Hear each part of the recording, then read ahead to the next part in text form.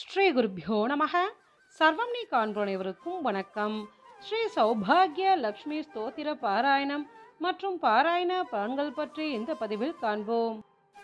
ஸ்ரீ சௌபாகிய லக்ஷ்மி ஸ்தோத்திரம் ஸ்ரீ லக்ஷ்மி தேவியின் பல்வேறு ரூபங்களையும் குணங்களையும் வர்ணிக்கிறது. ஒவ்வொரு ஸ்லோகமும் வெவ்வேறு வகையான செல்வங்கள், நற்குணங்கள் மற்றும் அம்சங்களை ஸ்ரீ லக்ஷ்மி சொரூபங்களாக கூறி நமஸ்காரம் செய்வதாக அமைந்துள்ளது. உலகியல் செல்வங்களான தனம், தானியம், வீடு, ராஜ்யம், ஆன்மீக குணங்களான சாந்தி, பக்தி, ஞானம், வைராக்கியம், வித்தைகளான வேதம், சாஸ்திரம், மந்திரம், தந்திரம், லோகங்களான பூலோகம், புவர்லோகம், சுவர்லோகம் மற்றும் உயர்ந்த லோகங்களையும் தெய்வீக குணங்களையும் ஸ்ரீ மகாலட்சுமியின் சுரூபமாக இருக்கிறது என்பதை உணர்த்துகிறது இந்த ஸ்தோத்திரம். இந்த ஸ்தோத்திரத்தை தினமும் பாராயணம் செய்வதால் ஸ்ரீ மகாலட்சுமியின் கடாட்சம் எப்போதும் கிடைக்கும். அனைத்து விதமான சௌபாகியங்களையும் தரக்கூடியது இந்த ஸ்ரீ சௌபாகிய லக்ஷ்மி ஸ்தோத்திரம். மிகவும் விசேஷமான இந்த ஸ்ரீ சௌபாகிய லக்ஷ்மி ஸ்தோத்திரத்தை தினமுமே பாராயணம் செய்யலாம். இயலாதவர்கள் செவ்வாய், வெள்ளிக்கிழமைகள் ஸ்ரீ மகாலட்சுமி தாயாருக்கு உரிய விசேஷ நாட்களில் பாராயணம் செய்வதால் அனைத்து சௌபாகியங்களையும் பெறலாம். ஸ்ரீ மகாலட்சுமி ஸ்துதிஹி. சௌபாகிய லக்ஷ்மி ஸ்தோத்திரம்.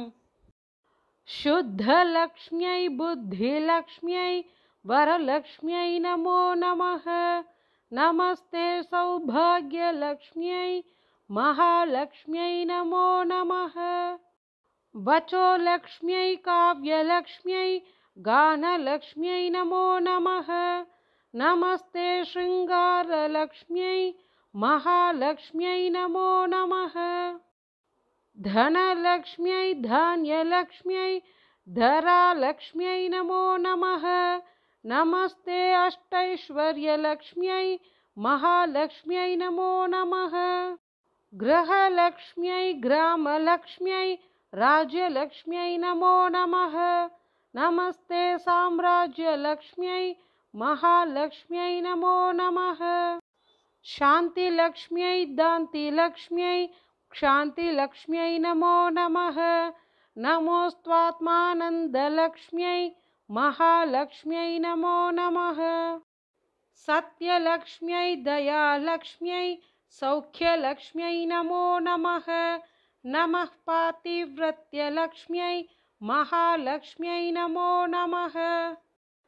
गजलक्ष्म्यै राजलक्ष्म्यै तेजोलक्ष्म्यै नमो नमः.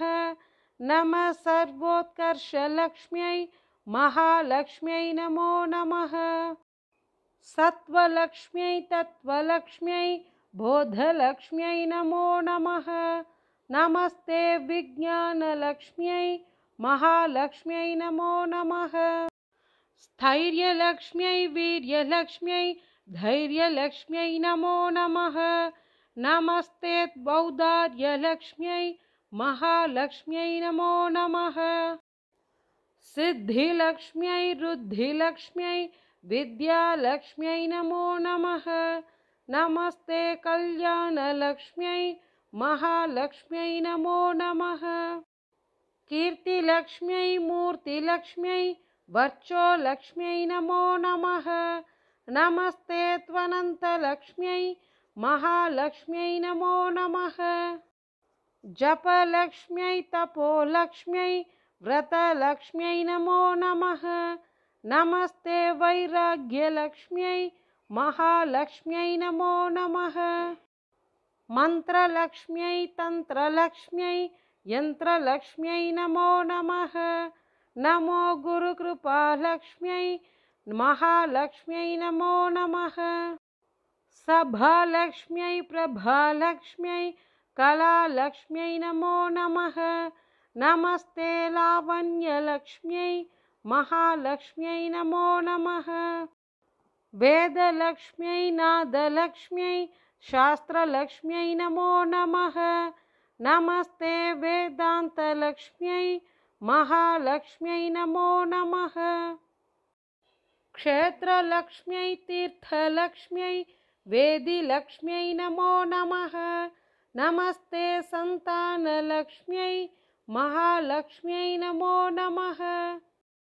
योगलक्ष्म्यै भोगलक्ष्म्यै यज्ञलक्ष्म्यै नमो नमः। क्षीरार्णवपुण्यलक्ष्म्यै महालक्ष्म्यै नमो नमः। अन्नलक्ष्म्यै मनोलक्ष्म्यै प्रज्ञालक्ष्म्यै नमो नमः। विष्णुवक्षोभूषलक्ष्म्यै महालक्ष्म्यै नमो नमः। धर्मलक्ष्म्यै अर्थलक्ष्म्यै कामलक्ष्म्यै नमो नमः। नमस्ते निर्वाणलक्ष्म्यै महालक्ष्म्यै नमो नमः। पुण्यलक्ष्म्यै क्षेमलक्ष्म्यै श्रद्धालक्ष्म्यै नमो नमः। नमस्ते चैतन्यलक्ष्म्यै महालक्ष्म्यै नमो नमः। भूलक्ष्म्यै ते भुवर्लक्ष्म्यै सुवर्लक्ष्म्यै नमो नमः। नमस्ते त्रैलोक्यलक्ष्म्यै महालक्ष्म्यै नमो नमः। महालक्ष्म्यै जनलक्ष्म्यै तपोलक्ष्म्यै नमो नमः। नमः सत्यलोकलक्ष्म्यै महालक्ष्म्यै नमो नमः। भावलक्ष्म्यै वृद्धिलक्ष्म्यै भव्यलक्ष्म्यै नमो नमः। नमस्ते वैकुण्ठलक्ष्म्यै महालक्ष्म्यै नमो नमः। नित्यलक्ष्म्यै सत्यलक्ष्म्यै वंशलक्ष्म्यै नमो नमः। नमस्ते कैलासलक्ष्म्यै महालक्ष्म्यै नमो नमः। प्रकृतिलक्ष्म्यै श्रीलक्ष्म्यै स्वस्तिलक्ष्म्यै नमो नमः। नमस्ते गोलोकलक्ष्म्यै महालक्ष्म्यै नमो नमः। शक्तिलक्ष्म्यै भक्तिलक्ष्म्यै मुक्तिलक्ष्म्यै नमो नमः। नमस्ते त्रिमूर्तिलक्ष्म्यै महालक्ष्म्यै नमो नमः। नमश्चक्रराजलक्ष्म्यै आदिलक्ष्म्यै नमो नमः। नमो ब्रह्मानन्दलक्ष्म्यै महालक्ष्म्यै नमो नमः। इति श्रीमहालक्ष्मीस्तुतिः।